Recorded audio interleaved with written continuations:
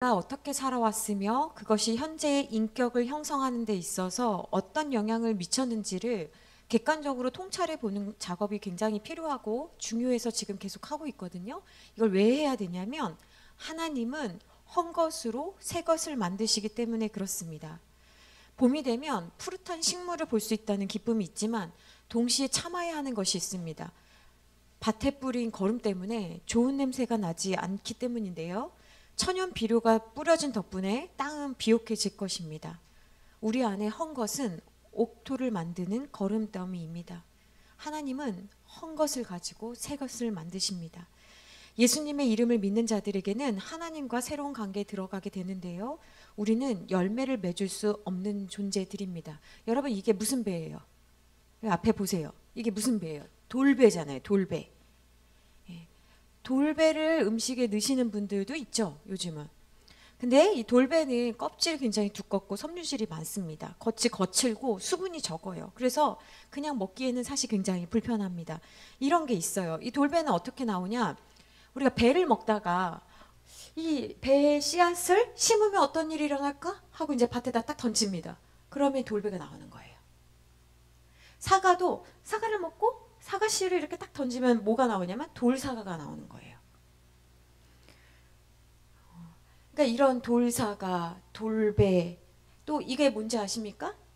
시골에서 자란 분들은 아시는데 감을 먹다가 감에 씨가 있잖아요. 그러면 또 이제 호기심이 발동해가지고 밭에다 뿌립니다. 그러면 내가 먹은 맛있는 단 감이 나오는 게 아니라 이게 나오는 거예요. 이걸 뭐라고 하냐면 고욤나무라고 합니다. 고욤나무.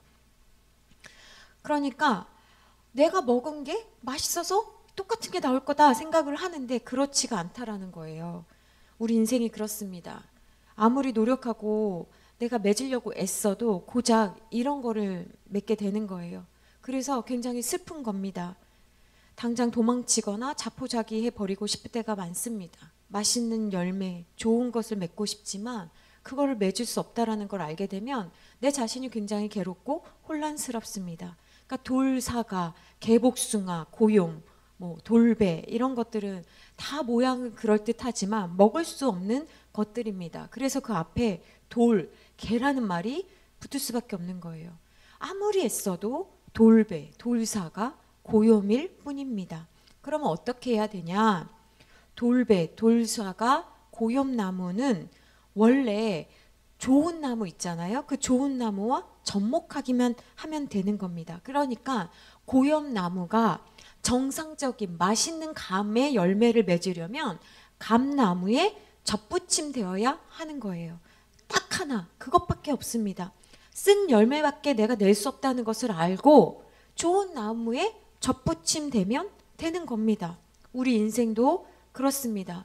우리 인생에 열매를 맺으려면 나도 맛있고 다른 사람도 맛있게 하는 인생이 되고자 한다면 우리는 내가 아닌 다른 존재, 나 아닌 다른 존재로부터의 접붙임이 필요합니다. 이것을 성경은 이렇게 말씀합니다. 로마서 11장 17절 말씀입니다.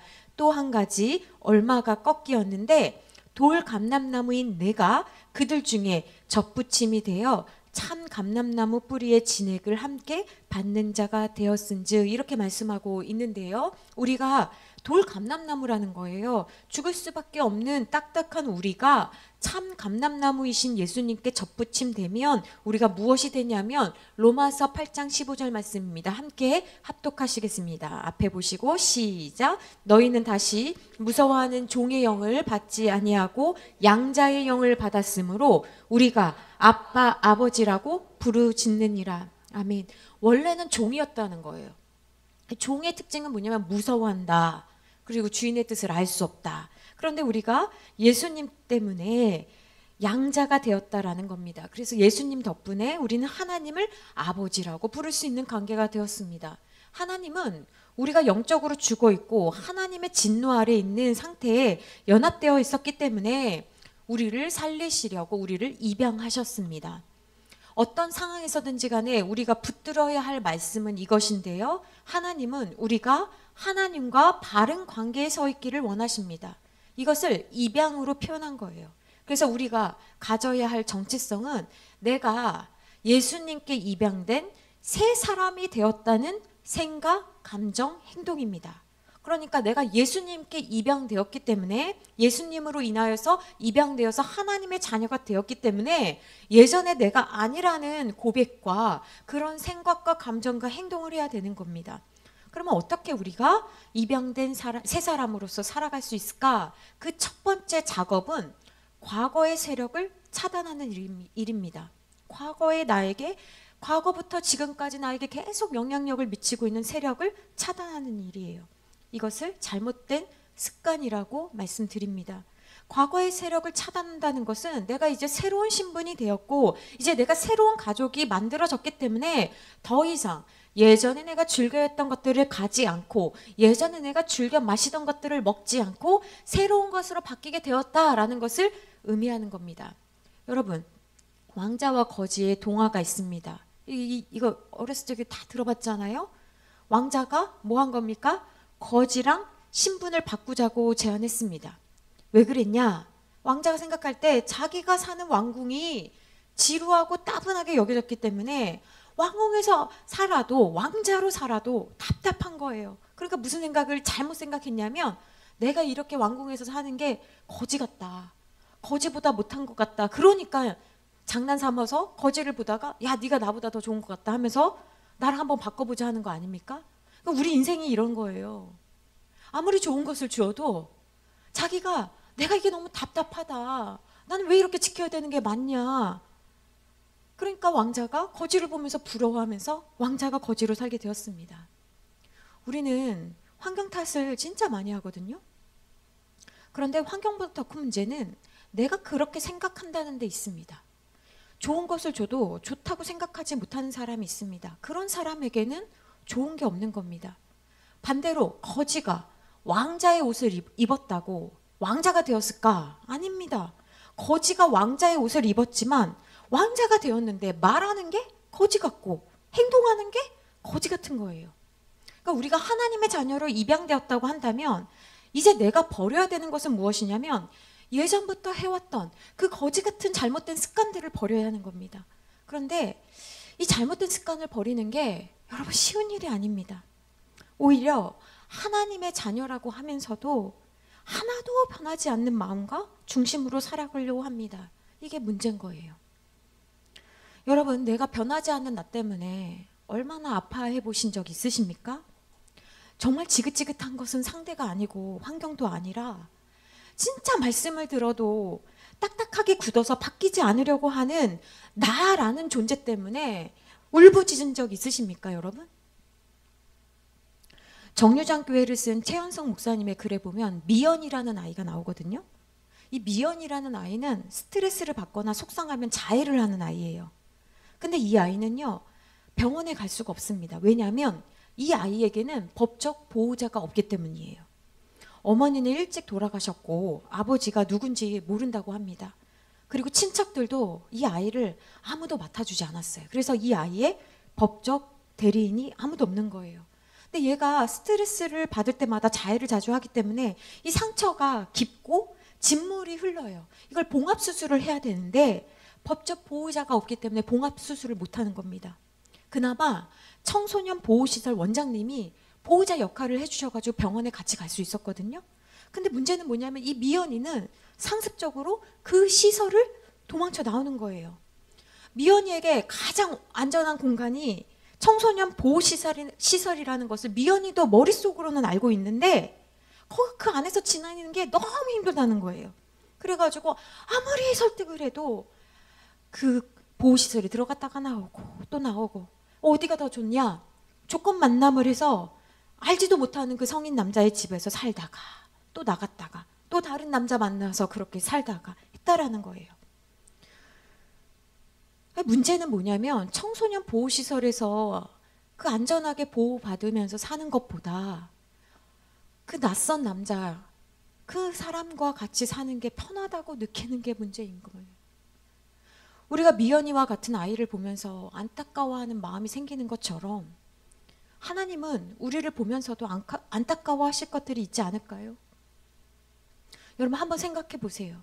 하나님께서 나를 보시면서 안타까워하실 것은 무엇인가? 우리는 하나님에 대해서 잘못 배워가지고요. 하나님을 너무 비인격적으로 생각하는 것 같아요. 가끔 제가 성도들을 보면 하나님을 무슨 치매 노인처럼 생각하거나 아니면 하나님을 식물인간처럼 생각하는 것 같아요. 여러분, 하나님도 아파하십니다. 우리의 감정이 어디서 왔겠습니까? 하나님으로부터 왔습니다. 하나님은 우리 때문에 때때로 기뻐하실 때도 있지만 아파하실 때도 있다는 거예요. 인간이 죄를 짓고도 부끄러워하지 않고 악취를 풍기면서 주 앞에 나오지도 않고 주 앞에 나와서도 회개하지 않고 향수만 뿌리고 다니는 그 모습을 보면서 주님께서 슬퍼하실 것 같아요. 출애굽한 이스라엘 백성들이 출애굽하기 전까지 애굽에서 종살이를 몇 년간 했습니까, 여러분? 430년을 했거든요. 근데 종의 상태에서 해방됐는데도 문제는 뭐냐면 몸은 해방했는데, 몸은 자유케 됐는데 정신이, 마음이 종된 상태에서 해방되지 못했습니다. 여러분, 이스라엘 백성만큼 기적을 경험한 사람 있을까요? 그것도 집단 경험으로 10가지 재앙을 받잖아요.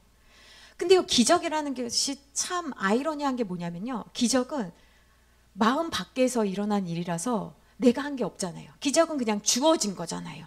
그래서요, 사람이 잘 안 바뀝니다.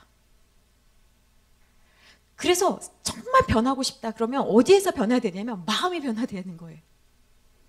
이스라엘 백성들이 하나님께서 애굽에서 탈출시켜 주셨을 때 기적을 경험했지만 그 사람들은 바뀌지 않았어요. 그래서 하나님께서 안타깝게 여기시고 광야라는 곳에서 하나님의 백성으로서 백성답게 살아가는 것이 무엇인지, 하나님을 어떻게 예배해야 되는지, 하나님께 어떻게 나아가야 하는지, 하나님께 무엇을 준비하고 나와야 되는지를 배우기 시작한 곳이 광야라는 곳이에요. 그런데 안타깝게도 광야에서조차 잘 못 배웠습니다. 그래서 어떻게 됐습니까? 그 어마무시한 애굽에서 탈출했음에도 불구하고 1세대들은 다 그 광야에서 죽었잖아요. 그런 거 보시면 무섭지 않습니까, 여러분? 이게 비극인 거예요. 그들의 모습을 보면서 과거의 옷을 벗지 못하고 살아가는 사람들은 아, 그렇구나. 그 이스라엘 사람들의 그 특징을 보면서 우리가 알아야 될 것이 몇 가지가 있는데, 첫 번째는 무엇이냐면 그들은 불신앙과 두려움이 있었다라는 거예요. 애굽을 탈출했음에도 불구하고 그들은 하나님의 능력으로 기적적인 출애굽을 경험했지만 광야 생활할 때, 어려울 때마다 하나님을 믿지 못하고 애굽에서의 삶을 그리워하면서 불평했습니다. 그러니까 늘 눈앞에 어려움만 딱 생기면 다 잊어버리는 거예요. 하나님께서 나를 어떻게 인도하셨는지, 지금까지 내가 어떻게 살았는지를 다 잊어버리고 눈앞에 어려움에 압도되어서 또 두려움에 휩싸이고 반복적으로 불신앙의 모습을 보였다라는 겁니다.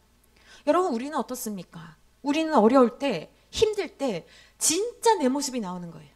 진짜 신앙입니까? 그러면 어려울 때 보면 아는 거예요. 좋을 때는 다 모릅니다. 두 번째 특징은 뭐냐면 과거를 미화하고 현실을 부정했습니다.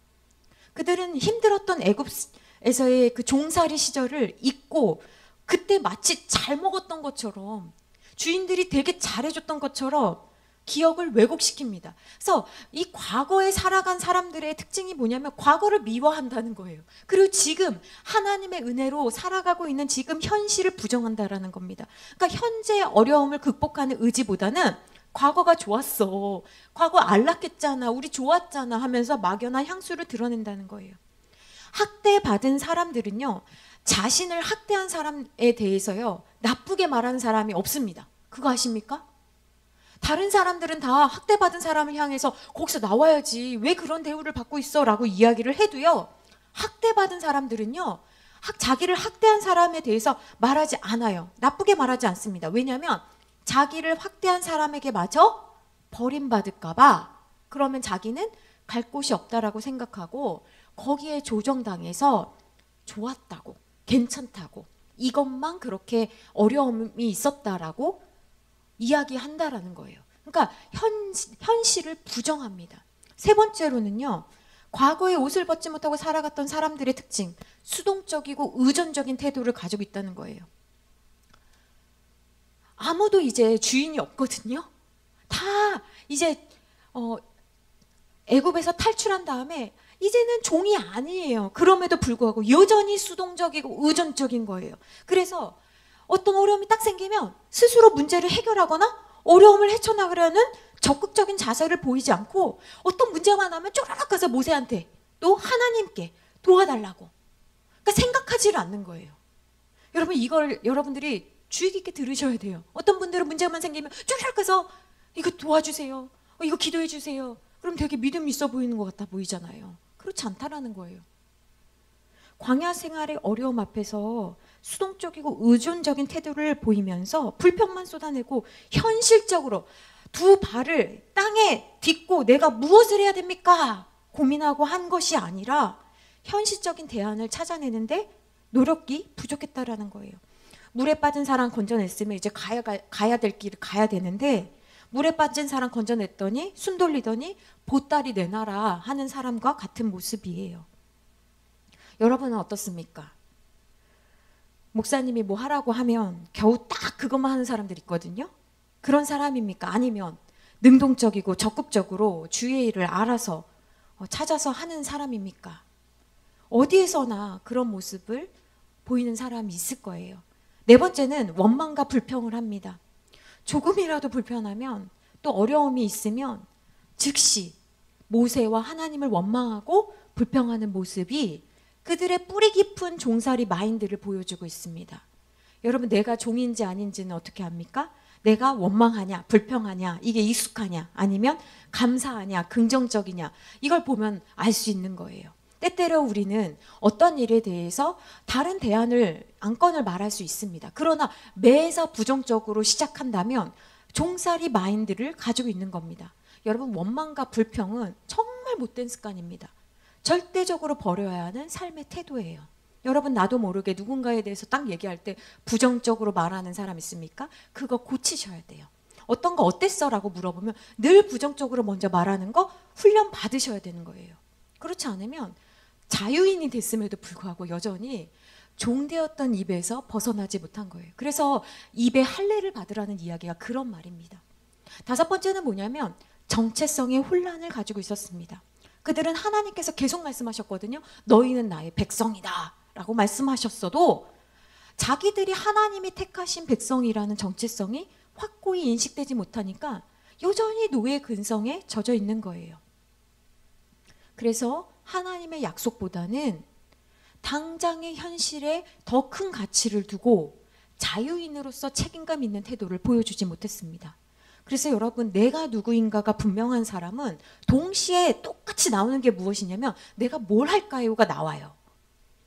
나는 무엇을 하고 있습니까? 내가 하는 일이 하나님의 자녀됨을 잘 보여주고 있는지 한번 깊이 생각해 봅시다. 성경은 이렇게 말씀하고 있는데요. 여러분 고린도전서 10장 5절부터 12절 말씀 제가 미리 좀 찾아보시라고 블라인드 했는데 한번 봅시다. 고린도전서 10장 5절부터 12절 말씀 한 절씩 우리 천천히 한번 교독했으면 좋겠는데요.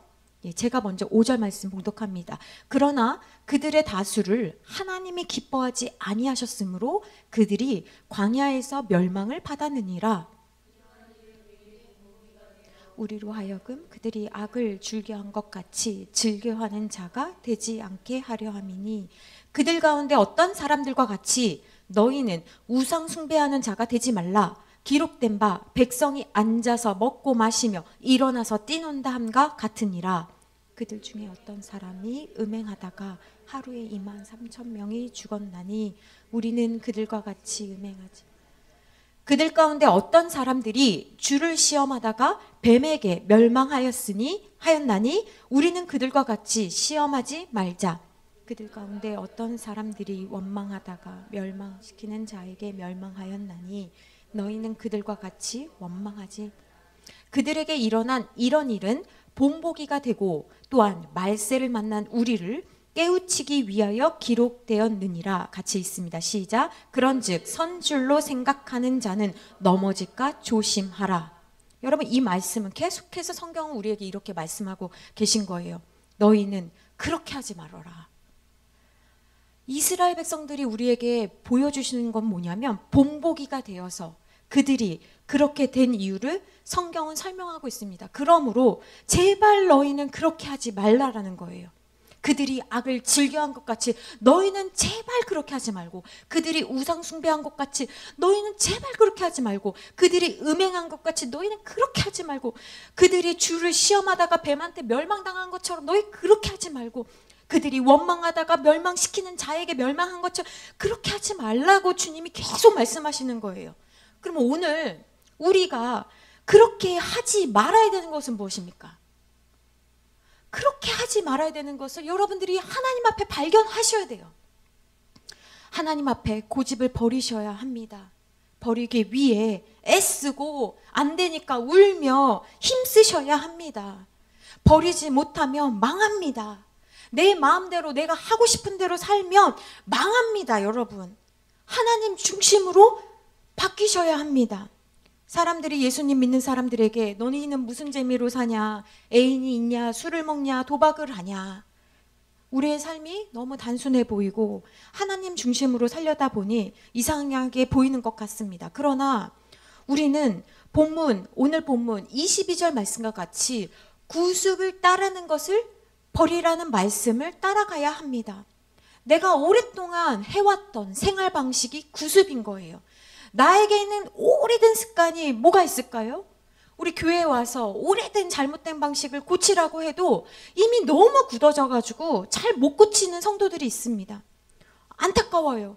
그래서 신앙생활은 처음에 잘 배워야 되거든요. 여러분, 운동도 처음에 잘 배워야 된다면서요. 연필 잡는 것도 처음에 잘 배워야 된다면서요. 악기도 그렇거든요. 처음에 잘 배워야 되거든요.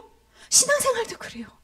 그런데 오랫동안 잘못된 방식과 태도로 하나님을 믿다 보니까 고치세요, 하지 마세요 라고 해도 잘 고치려고 하지 않습니다. 여러분, 우리가 왜 구습을 따르지 않아야 합니까? 그것이 나에게 지금도 영향을 미치는 잘못된 것이기 때문에 그렇습니다. 그래서 여러분 한번 생각해 보세요. 내가 주를 위해 무엇을 했습니다가 아니라 주님 때문에 버린 것이 무엇인지를 생각하세요. 내가 한 것이 무엇입니다가 아니라 내가 주님 때문에 사랑해서요 이걸 버렸습니다라는 것을 하나님께서 그걸 상급으로 여기실 거예요. 여러분은 주를 위해서 무엇을 버렸습니까? 내가 주님을 위해서 믿고 여러분이 버리신 것이 있으십니까? 제가 성숙자반 할 때 말씀드렸던 내용인데요. 국민일보 기사에 나왔던 내용입니다. 어떤 목사님이 새벽 예배에 나오지 않는지 어떤 권사님한테 권면을 했습니다. 권사님, 새벽 예배 나오셔야죠. 그랬더니 목사님 바빠서 이러는 거예요. 그래서 뭐가 그렇게 바쁘십니까? 그랬더니 권사님이 아들이 주차장을 하는데 제가 그 일을 도와야 합니다. 이렇게 얘기했대요. 그래서 목사님이 그 일은 아들이 알아서 하도록 하시고 권사님은 교회에 와서 기도하십시오. 그렇게 얘기를 해도 권사님은 그래도 일이 너무 많아서 이렇게 얘기했다는 거예요. 근데 제가 이렇게 저도 평신도로서도 살고 또 이렇게 목회자로서도 살잖아요. 그럼 제가 참 신기한 게 뭐냐면 같은 집사끼리, 같은 권사끼리는요 거짓말하지 않아요. 교회 왜 못 왔어? 그러면 아니 어디 가느라고 이렇게 얘기하는데 목회자들한테는 꼭 무슨 이유가 있었던 것처럼 이야기하는 거 보면서 제가 놀라울 때가 너무나 많거든요. 이 권사님도 그런 거예요. 그래서 이 목사님이 하도 바쁘다고 하니 도대체 뭐가 그리 바쁜지 궁금해졌다. 그런데 사실은 다른 이유 때문이었다. 성도들에게 물어봤더니 하는 말이 목사님 가보시면 아시겠지만 저 사실 서울 사람인 거 아시죠? 그 권사님이 고추 농사를 엄청 짓습니다. 얼마나 지극정성으로 짓는지 아마 이 근방에서 최고일 겁니다. 그래서 다시 권사님을 불렀대요. 권사님, 고추밭엔 날마다 가신다면서요? 저희 엄마도 고추밭 하시잖아요. 날마다가 아니야. 하루에 3번 가시더라. 아침에 새벽에 가시고 오후에 1번 가실 때도 있고, 그러니까 적어도 2번은 무조건 가세요. 목사님이 말씀하십니다. 아니 권사님, 고추가 뭐가 그리 중요합니까? 아이고마 권사님, 목사님 예, 아이들은 농사 짓지 말라고 합니다. 하지만 제가 아이들을 위해서 할 수 있는 게 뭐 있겠습니까? 고춧가루 만들어주는 게 제 낙입니다. 그래서 목사님이 이렇게 얘기했대요. 권사님, 하나님 일에는 관심도 없고 자녀들에게만 관심이 있습니까? 근데 아무리 설득해도 통하지 않았다고 합니다. 그래서 권사님을 위해서 기도하다가 하나님께서 이런 생각을 주셨대요. 네가 진짜 나의 종이라면 그 권사를 그대로 두면 안 된다. 고추를 모두 뽑아버려라. 하도 권사님이 고추밭에 신경 쓰다 보니까 목사님이 기도하다가 고추밭을 뽑으려는데 내가 너무 신경 썼나 보다. 그래서 그런 마음이 드는 줄 알고 이제 그 마음을 이제 뿌리쳤죠. 그런데 기도하면 기도할수록 더 강하게 네가 진짜 나의 종이라면 고추를 뽑아버려라. 막 그런 마음이 계속 나오는 거예요. 그래서 더운 늦여름, 그러니까 더운 늦여름이라는 것은 가장 피크입니다. 고추가 가장 빨갛게 익었을 때 이 목사님이 권사님의 고추밭을 찾아갔습니다. 그랬더니 정말 소문대로 고추 농사가 너무 잘 되고 있는 거예요. 옆에 있던 고추밭과 비교했을 때 현격한 차이가 있었다고 합니다. 그리고 목사님이 결심했어요. 이 고추밭을 없애야겠구나. 그래서 목사님이 고추대를 손으로 뽑기 시작했습니다. 고추밭 뽑아보신 적 있으십니까? 굉장히 이게 세거든요. 2시간이 지났을 때 손에 물집이 잡히고 땀이 넘어와서 큰 고추밭에 이 목사님도 등치가 엄청 좋거든요. 3분의 1 정도만 두고 이제 집에 가려다가 권사님 딸에게 전화를 했대요. 전화를 해서 집사님 누가 고추를 뽑았냐고 물으면 제가 했다고 하십시오 라고 얘기했대요. 그리고 이제 권사님이 밭에 나가봤을 거 아니에요? 아무것도 모르던 권사님이 밭에 갔더니 충격적인 상황이 벌어진 거죠. 권사님 어떻게 했을 것 같아요? 다리가 후들거리고 나랑 어떤 놈이 원수를 지었는지 누가 그랬냐고 이제 동네 사람들한테 다 물어보고 다닌 거예요. 근데 누가 그랬는지를 알 수가 없었다고 합니다. 딸은 차마 엄마가 무서워서 목사님이 그랬어요 라고 말을 못했다고 합니다. 밤 9시쯤 되어서 목사님이 권사님 집에 갔습니다. 권사님이 실성한 사람처럼 눈동자가 움직이지 않고 있었다고 해요. 그래서 목사님이 권사님에게 만나서 물어봤습니다. 왜 그렇게 정신이 없습니까? 그러자 권사님이 어떤 죽일 놈이 우리 고추밭을 다 뽑았습니다. 그렇게 얘기하는 거예요. 그래서 목사님이 권사님 제가 했습니다. 그랬더니 권사님이 아이고 그런 말씀 마십시오. 목사님이 와 우리 고추밭에 손을 댑니까? 목사님이 그 손을 보여준 거예요. 권사님 제 손을 좀 보세요. 제가 죄다 뽑으려다가 너무 덥고 이 물집이 잡혀가지고 조금 남겨놨습니다. 그랬더니 권사님이 표정이 차갑게 싹 굳는 거예요. 그리고 목사님이 와 고추를 뽑습니까? 그렇게 이제 따지기 시작한 거죠. 그래서 목사님이 이런 말씀을 하셨대요. 권사님은 수십 년 전 예수님을 믿고 이제 권사까지 되셨습니다. 그런데 예수님이 우리를 위해 내 죄를 위해 십자가에서 죽으신 것이 너무나 감사해서 감격한 적이 있습니까? 권사님은 지금 고추밭 때문에 심장이 떨리고 치가 떨려서 말을 못한다고 하십니다. 하지만 복음을 전하다가 죽을 영혼이 복음을 받아들여 너무 좋아서 심장이 떨린 적이 한 번이라도 있습니까? 옆 사람이 지옥에 가는 게 너무 안타까워서 오늘처럼 떨린 적이 있습니까? 그러더니 이 말씀을 듣더니 권사님이 가만히 눈을 감더니 조금의 시간이 흘렀대요. 그러더니 갑자기 이 권사님이 목사님 앞에 무릎을 털썩 긋더니 이렇게 말씀하셨다고 합니다. 목사님, 제가 잘못했습니다. 이 고추가 뭐라고 지금까지 이렇게 온갖 정성을 쏟았는지 모르겠습니다. 그 시간 하나님께서 권사님의 마음을 만지셔서 비로소 뭐가 중요한지 깨닫게 하셨다고 합니다. 진심으로 권사님을 위로해 드리고 이제 집으로 돌아왔다고 합니다. 이튿날 주일 새벽 권사님이 새벽 기도에 나왔습니다. 그런데 교회 나온 지 3개월밖에 되지 않은 새신자가 보이는 거예요. 그래서 목사님이 물으셨답니다. 아니 어떻게 새신자가 새벽 기도까지 나오시게 됐습니까? 그러자 그 새신자가 목사님, 지도 권사님 반 옆에 고추를 심어놨는데요. 고추가 모두 뽑혔다는 소문을 듣고 나오게 되십니다. 그날 이후 권사님은 식혜를 만들어서 페트병에 담아 다니면서 전도를 했다고 합니다. 전도에 은사가 없었다고 했던 이 권사님이 그토록 정성 들여 고추밭이 뽑힌 그날 밤 회개하고 그때부터 복음 전도자가 됐습니다. 그해 12월에 권사님이 전도해서 세례받은 영혼이 11명이 되었고 그 권사님의 손자가 그 교회의 목사님이 되셨습니다. 제가 이 기사를 읽고 마음이 아팠어요. 두 가지 때문인데 첫 번째는 나는 이런 목사가 될 수 있을까? 여러분은 저를 되게 강하게 보실 수 있는데 사실 저는 새가슴이거든요. 맨날 이렇게 무섭습니다. 근데 무서운 척 안 내려고 하다 보니 기도하게 되고 배가 맨날 아픕니다. 근데 성도를 얼마나 아끼면 이렇게 머리털 뽑힐 각오를 하면서까지 이렇게 할 수 있을까? 아, 나에게도 성도들을 너무너무 사랑해서 이런 좀 담력이 있으면 좋겠다. 그래서 저는 늘 성도들을 만날 때마다 제 정체성을 생각하거든요. 나는 좋은 관계하다 끝날 사람인가 아니면 천국에 들어갈 수 있도록 트레이너하는 사람인가.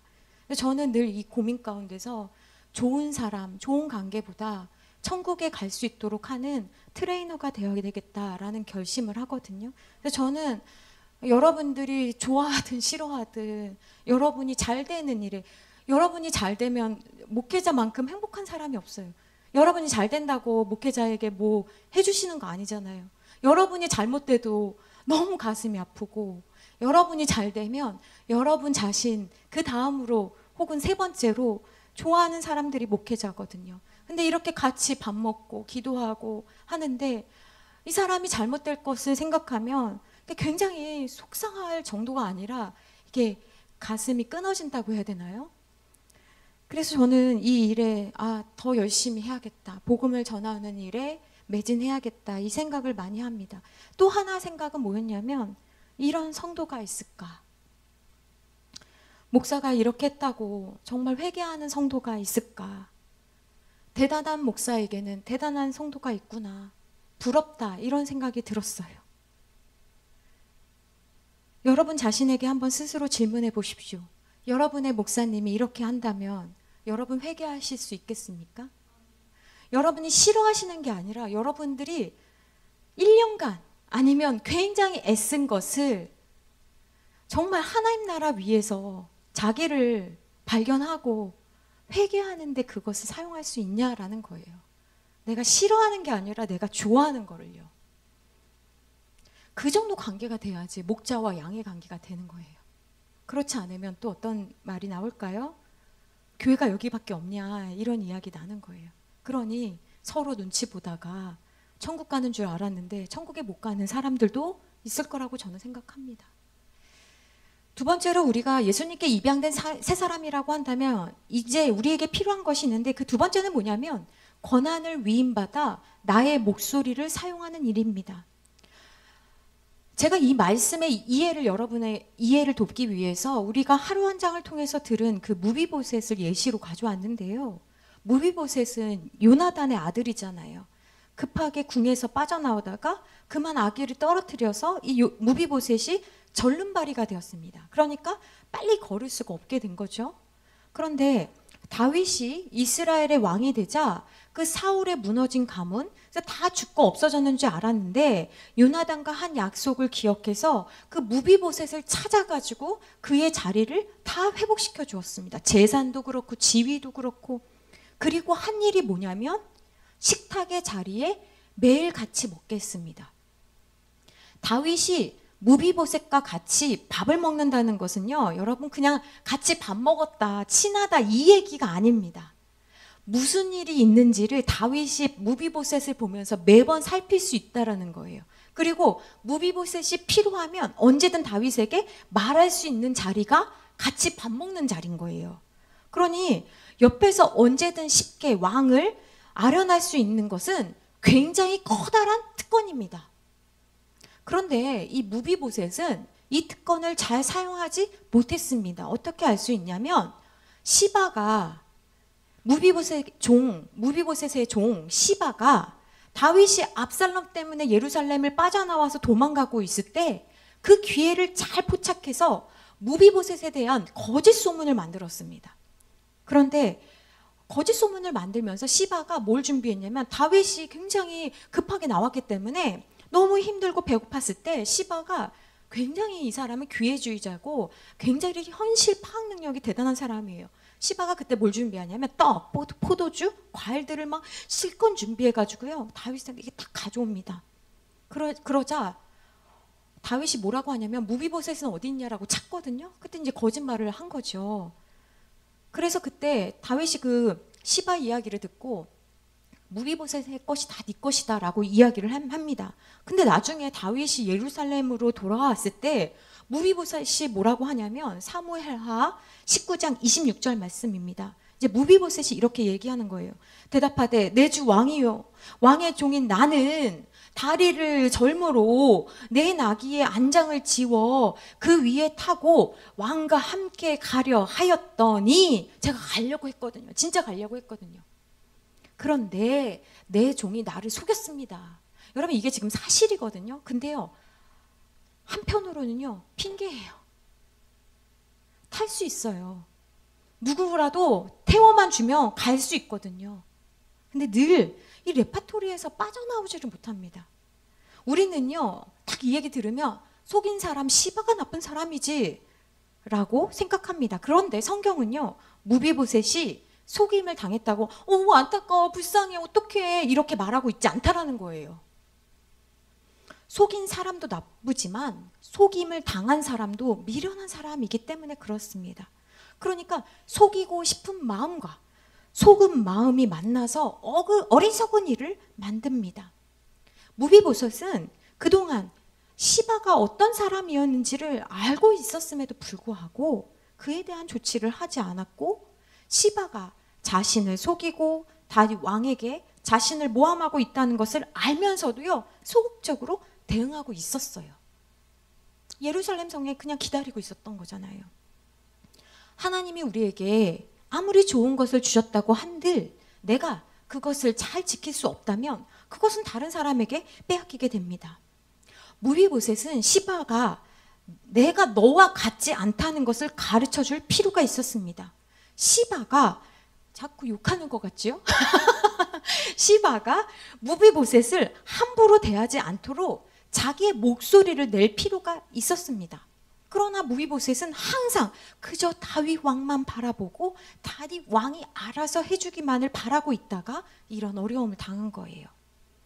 여러분, 하나님께서 우리에게 주신 권한을 사용하라는 것은 사람들을 막 부려먹고 함부로 대하라는 게 아닙니다.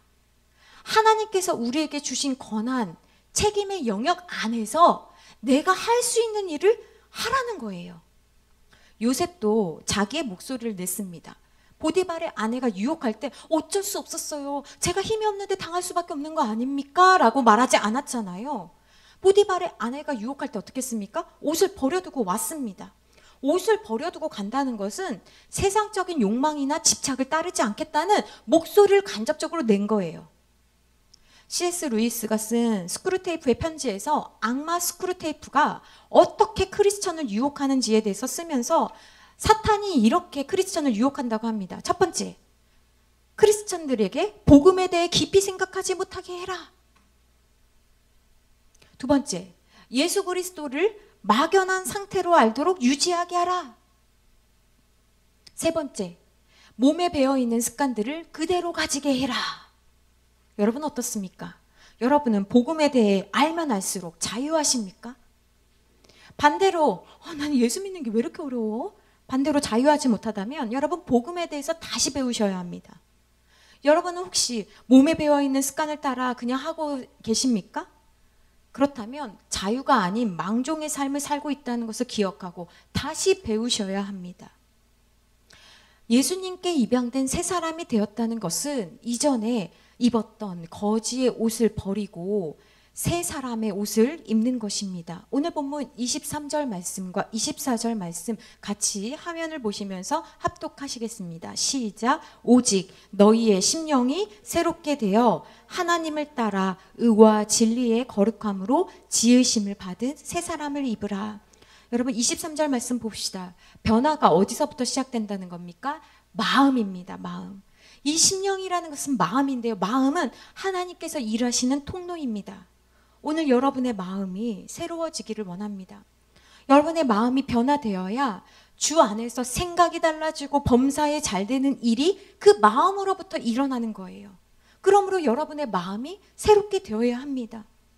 여러분의 마음이 새롭게 되기를 위해서 기도하십시오. 나의 마음에 주님이 계십니까? 나의 마음에 주님이 계실 수 있는 상태입니까? 그 마음이 새롭게 되어 그에 걸맞는 새 사람을 입으라고 하십니다. 새 사람은 하나님께서 원하시는 모습에 합당한 삶을 말합니다. 왕자와 거지 이야기를 다시 한번 생각해 봅시다. 거지가 왕자의 옷을 입었지만 왕자가 어떻게 살아가야 하는지를 모릅니다. 그러니까 옷만 왕자의 옷이고 여전히 거지스럽습니다. 그러면 어떻게 해야 되겠습니까? 왕의 자녀들이 어떻게 하는지를 보고 배워야 합니다. 왕자도 마찬가지입니다. 왕자가 거지가 되었는데 그에게는 거지의 옷이 있어도 품위가 있습니다. 그러니까 사람들이 괴롭힙니다. 왜 그렇게 사냐고. 그러나 거지가 왕자의 옷을 입었을 때 사람들은 놀랍니다. 품격이 없어서. 우리에게는 하나님의 자녀로서 하나님의 품격을 높여줄 책임이 우리에게 있습니다.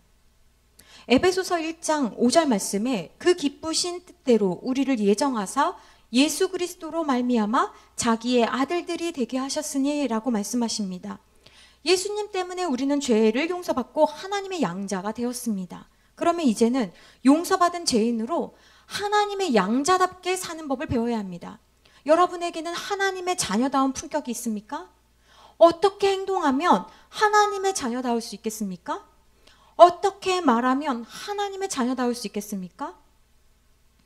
그런데 거지는 아직 왕자가 될 마음이 없습니다. 그러니 먹고 싶은 대로 먹고 자고 싶은 대로 자고 원래 했던 방식대로 살아갑니다. 왜 그럴까? 자기 정체성이 분명하지 못해서 그렇습니다. 앞서 말씀드린 것처럼 내가 누구인지를 알아야 이 땅에서 어떤 태도로 살아갈 것인지가 정해집니다. 그러므로 항상 내가 누구인가는 내가 무엇을 하고 있는지와 맞물리게 되는 겁니다. 여러분은 하나님의 사랑을 받는 자녀입니다. 하나님은 여러분과 함께 하시기를 원합니다. 이것은 여러분의 정체성을 회복시켜주는 말씀입니다. 내가 무언가를 할 때 항상 하나님 아버지를 생각하며 나를 입양시켜 주신 그분의 은혜를 생각해야 합니다. 하나님이 나보다 크신데 내가 하나님을 어떻게 대해야 하겠습니까? 그것을 우선 예배 드리는 태도를 통해서 알 수 있습니다. 하나님께 예배 드리는 태도를 통해서 내가 지금 거지의 옷을 입고 있는 것인지 아니면 왕자의 옷을 입고 있는지를 알 수 있습니다. 여러분, 새 옷을 입은 사람은 이 옷이 더럽히지 않도록 조심해야 하고 더러운 것이 묻지 않도록 늘 살핍니다. 여러분은 어떻게 예배드리고 있습니까? 하나님의 자녀로서의 품위를 지키면서 예배드리고 있습니까? 어떤 이유에서든지 간에 여러분이 졸면 새신자가 생각할 때 예배 시간에는 이렇게 졸아도 된다라고 생각합니다. 여러분이 예배 시간에 휴대폰을 보면 새신자가 예배 시간에는 휴대폰을 보고 검색해도 되는구나 생각합니다. 여러분이 예배 시간에 다리를 꼬거나 다리를 의자에 올리면 새신자가 보면서 저분은 다리가 아픈가 보다 생각하는 게 아니라 다리를 올려도 되는 거구나 생각합니다. 여러분이 예배 시간에 사탕을 먹고 행동이 거칠면 새신자가 예배 시간에는 저렇게 먹고 싶은 것을 먹어도 된다라고 생각합니다. 우리는 지난 시간에 우리가 모든 것을 할 수 있지만 연약한 사람을 위해서 실족해 하는 행동들을 하지 말아야 된다라고 이야기를 했습니다. 여러분은 범사에, 특별히 수요자녀 축복기도에 나올 만큼 여러분은 누군가를 위해서 모범이 되셔야 합니다. 모범이 되려고 하지 않는 것은 왕의 자녀다운 옷을 입은 사람의 잘못된 결정인 거예요. 사도 요한은 성도다운 삶을 깨끗한 세마포에 비유했습니다. 요한계시록 19장 8절에 보면 그에게 빛나고 깨끗한 세마포 옷을 입도록 허락하셨으니 이 세마포 옷은 성도들의 옳은 행실이로다 하더라. 여러분, 예배는요, 아까 우리 권사님이 늘 우리 수요자녀 축복기도회를 설명하실 때 예배로 섬기고라고 했거든요. 예배는 누구를 섬기는 건지 아십니까? 하나님을 섬기는 거예요. 그래서 워십 서비스라고 하는 거예요. 섬기는 겁니다. 내가 섬기는 거예요. 하나님을. 기도도 섬기는 거예요. 나를 섬기고 다른 사람을 위해 섬기는 거잖아요. 섬김의 대상이 누군지를 우리는 예배를 드리는 태도를 통해서 보여주고 있는 거예요. 저는 때때로 우리 성도님들을 다른 종교가 어떻게 그 이방신들을, 그 우상숭배하는 그 잘못된 거짓된 신들을 할 때 얼마나 깍듯해 하는 거를 보면서 눈물이 납니다. 여러분, 우리 하나님은 안 살아계십니까? 그렇지 않은데도 불구하고 우리는 하나님을 너무나 함부로 합니다. 손을 막 이렇게 가요하듯 콘서트장에서 하듯 이 손을 가지고 어떻게 하나님을 높여야 되는지를 배우지를 못했으니까 노래방에서 박수치듯 교회 와서 박수치는데 거룩의 구별이 없는 거예요. 제가 에제르 코이노니아 팀 단장님에게 그랬어요. 저희가 에제르 코이노니아 몸 찬양하는 여러분을 모신 이유는 딱 하나입니다. 성도들에게 이 몸을 가지고 어떻게 하나님께 아름답게 올려드릴 수 있는지를 배울 수 있는 기회를 주십시오. 이 손은 노래방에서 할 때 박수 칠 때 쓰는 그 손이 아니고 콘서트장에서 흔드는 손이 아닙니다. 그런데 우리가 하나님을 어떻게 섬기는지를 모르니까 말씀을 읽어도 귀에 잘 들어오질 않으니까 했던 대로 함부로 하나님을 예배하고 있는 거예요. 그런 모습 볼 때마다 눈물이 나고 안타깝습니다. 어떻게 하나님 앞에 저렇게 할 수가 있지? 분노가 올라옵니다. 아, 저 사람은 하나님을 사랑하지 않나 보다. 저 사람은 기도는 기깔차게 하는데 하나님을 믿는 태도가 없구나. 엘리의 아들들은 한순간에 태어나는 것이 아닙니다. 만들어지는 거예요. 정신 똑바로 차리셔야 합니다. 두 번째는 뭐냐면 옳은 일을 하셔야 됩니다. 여러분, 페인트 공사에서 일하면서 옷에 페인트가 묻는 건 당연하지 않겠습니까? 주일에 노는 사람들이랑 같이 몰려다니면 주일 성수하는 내가 우스워 보입니다. 내가 뭐 대단히 주일 성수만 하고 있는데도 내가 뭔가 대단히 한 것 같아 보입니다. 세상 사람들의 세계관이 나에게 묻힌 것입니다.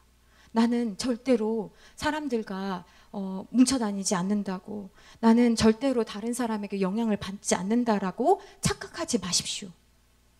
잠언 6장 18절은 뭐라고 말씀하시냐면 우리는 항상 빨리 악으로 달려가는 발이 있대요. 여러분, 우리는요 하나님께 가기보다는요 의식적으로 어디를 가냐면 내가 좋아하는 거, 하나님과 반대되는 것을 향해서 빨리 가요. 빨리.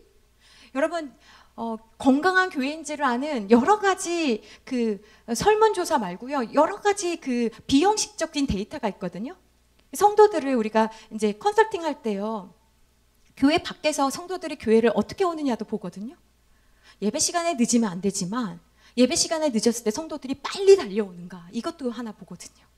예배 시간에 졸릴 때 성도들이 그냥 자버리느냐 아니면 일어나느냐 여러 가지를 보거든요. 성도들이 말씀을 듣는 태도가 어떤지, 기도하는 모습이 어떤지, 앞에 섰을 때의 모습이 어떤지 여러 가지를 보거든요. 그러면서 그 교회의 건강성을 테스트를 하거든요. 여러분, 성경은요 우리가 잃어버린 다음에 후회하지 말라고 인간을 위해 주신 책입니다.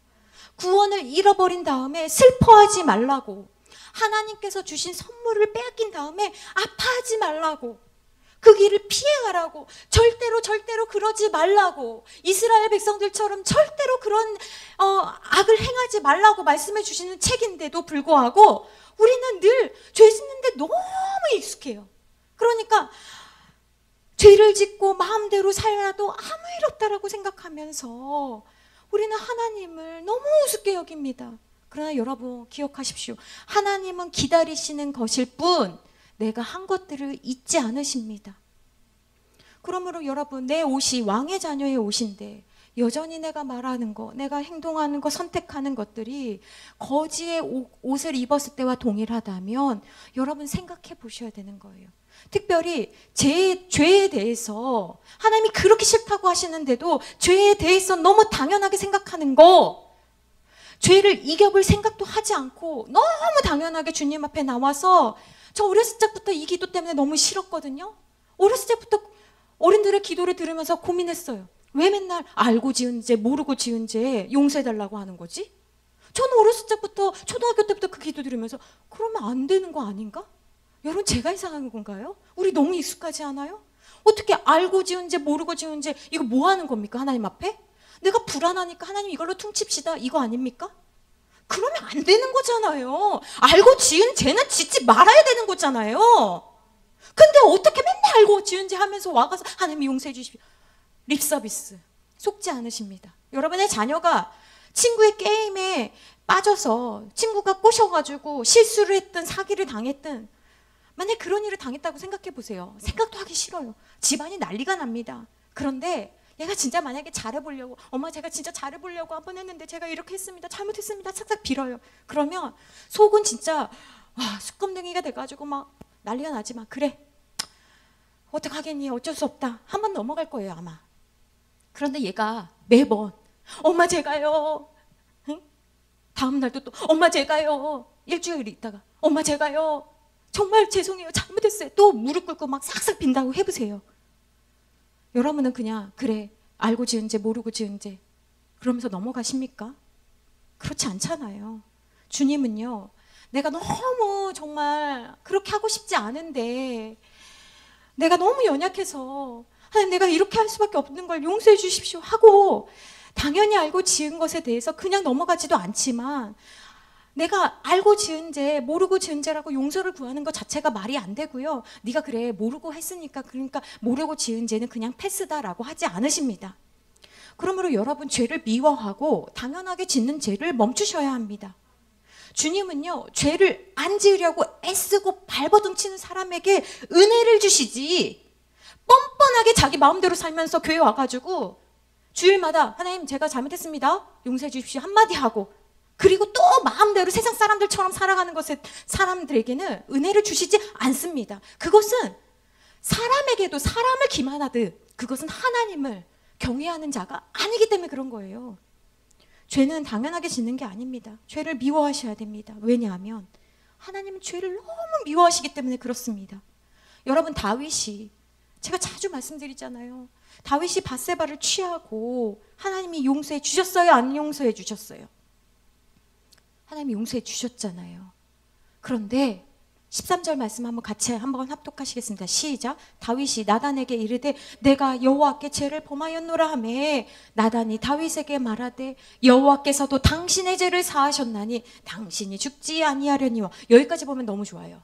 우린 맨날 이 생각하거든요. 하나님 내가 잘못했어요. 그럼 너의 죄를 사하노라. 내가 이제 죽지 않겠다. 근데요 14절 보면 놀랍잖아요.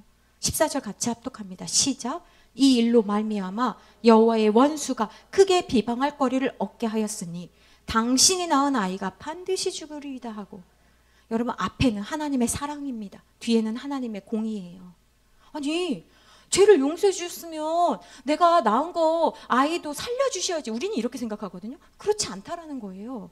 여러분 하나님께서는 다윗의 고백을 듣고 용서해 주셨어요. 그러나 14절에 보면 네가 용서받았으나 죄에는 열매가 있어. 죄에는 책임이 있어. 이 말씀 하시는 거예요. 다른 본문도 볼까요? 창세기 38장에 보면 유다가 자기 동네에서 소문날 게 너무나 부끄러우니까 어떻게 합니까? 양털 깎으러 가다가 멀리 가서 거기서 그 창녀와 동침을 하고 다시 자기네 동네로 옵니다. 아무 일이 일어나지 않은 것처럼 보여요. 죄가 항상 이게 무서운 거예요. 아무 일이 일어나지 않으니까 우리가 잠시 쫄다가 평안하지 않습니까? 그래서 내가 이거 괜찮은가 보다 이런 생각을 한다라는 거예요. 근데 혹시 여러분 내가 죄를 지었는데 뻑하면 하나님께서 그냥 빠바방 하나님은 왜 이렇게 나한테 너무 사랑하시는 거예요. 너무 택하신 자인 거예요.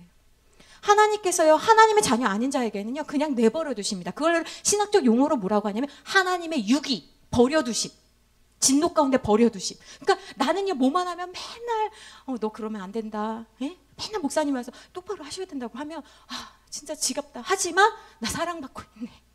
여러분 아시잖아요. 자녀도요 웬만해서는 늘 말해요. 그런데 진짜 말 안 듣잖아요. 그러면 말도 안 섞어요. 여러분 아시잖아요. 쟤 어차피 내 말 안 들을 거. 그러니까 부모와 자녀 관계도 신분은 유지되어 있지만 쟤 경찰서 가서 뭐라고 합니까? 내 자식 아닙니다. 너무 무서운 말이잖아요. 마음대로 하십시오. 유다가요 그렇게 창녀와 동침을 하고요 3개월이 지난 다음에 유다가 했던 그 은밀한 죄가 모든 사람 앞에서 밝히 드러납니다. 그러니까 죄는요 항상 드러나게 되어 있어요. 아간이 가난하니까 없으니까 옷과 보화를 숨겼습니다. 그런데 이 일로 인해서 어떤 일이 생겼습니까? 죄 없는 아간의 가족들이 다 같이 죽임을 당하게 됐잖아요. 그래서 아골골짜기가 여기서 나온 거잖아요. 온 이스라엘이 그를 돌로 쳤어요. 그럼 우리는 생각합니다. 너무한 거 아니야? 늘 우리는 인간적인 생각만 하는 거예요. 왜 이렇게 했냐? 죄가 그 거룩한 공동체에 들어오지 못하도록 본보기를 삼은 거예요. 그 다음에 어떤 일이 일어나냐면 하나님이 하지 말라는 건 절대 하지 말아야겠다. 이걸 배우는 거예요. 여러분, 아나니아와 삽비라가 죽은 다음에요. 그 다음 본문 말씀에 바로 뭐가 나오냐면 하나님을 경외하기 시작했대요. 아간이 지은 죄로 그와 그의 온 가족이 멸망하게 되었습니다. 그러니까 여러분 한번 보세요. 우리가 진짜 내 자신을 쳐가지고요, 내 십자가 지고 가는 게 그만큼 어렵다는 것을 우리는 배워야 하는 거예요. 그리고 우리가 쌓은 열매로 하나님 앞에 계수하는 날이 있구나. 숨길 수가 없구나. 이것을 우리가 깨달아야 합니다. 그러면 우리가 새 사람이 되었다면 어떤 삶을 선택하고 살아야 될까? 이게 어렵지가 않습니다, 여러분. 어렵다면 하나님이 잘못되신 거죠. 하나님을 믿는 건 항상 어렵지가 않습니다. 선택할 때 이 두 가지를 다 기억하셔야 돼요. 하나님이 보실 때 어떻게 보실까? 두 번째, 하나님이 기뻐하시는 선택은 무엇일까? 이게 또 어렵다면 때때로 목사님에게 이걸 솔직하게 말할 수 있을까? 목사님이 이걸 그렇게 축복합니다. 이렇게 해줄 수 있을까? 아까 이야기했잖아요. 권사님이 아들이 주차장 한다고 그렇게 이야기한 것처럼 대부분요, 내가 좀 말하기 어려운 건요, 말 안 합니다. 그러니까 이 두 가지만 서 있으면요, 우리가 어렵지 않습니다. 여러분 정말 하나님 기뻐하시는 삶을 여러분 사세요. 그리고 하나님 주시는 복을 받으세요. 그리고 본보기가 돼주세요. 하나님을 저렇게 사랑하면 오늘 본문 하루 한 장 말씀처럼 솔로몬에게 하나님 얼마나 기쁘시면 밤에 나타나서 내가 뭐 해줄까 이러시잖아요. 근심만 되지 마시고 진짜 하나님의 기쁨이 한번 되어보세요. 그래서 오늘날도 대한민국에 하나님이 사랑하시는 집사가 여기 있구나. 하나님이 사랑하시는 권사가 여기 있구나. 하나님 사랑하시는 목사가 여기 있구나. 너무 기쁘지 않아요? 맨날 그냥 고만고만. 하나님께서 나를 그분의 자녀로 입양시켜 주셨습니다. 그렇다면 나도 이제 내 삶의 자리를 하나님을 위해 내어드리는 게 마땅합니다. 사도 바울은 자녀이면 상속자, 곧 하나님의 상속자요 그리스도와 함께한 상속자니 우리가 그와 함께 영광을 받기 위하여 고난도 함께 받아야 할 것이니라 하고 말하고 있고, 사도 요한은 이기는 자는 이것들을 상속으로 받으리라 하셨습니다. 여러분, 우리는 하나님으로부터 상속받을 것이 있습니다. 그러므로 이 땅에서의 삶이 영원한 것처럼 너무 사시지 마시고 천국 갈 사람처럼 사세요. 겁내지 마시고 하나님의 자녀로서 우리는 모든 것을 누리고 있고 우리는 더 잘 될 것이고 건강할 것입니다. 그러기 위해서는 여러분이 내가 입은 과거의 옷을 벗어버리고 하나님이 주신 새 옷으로 내 마음을 정결케 하시기를 부탁드립니다. 여러분 같이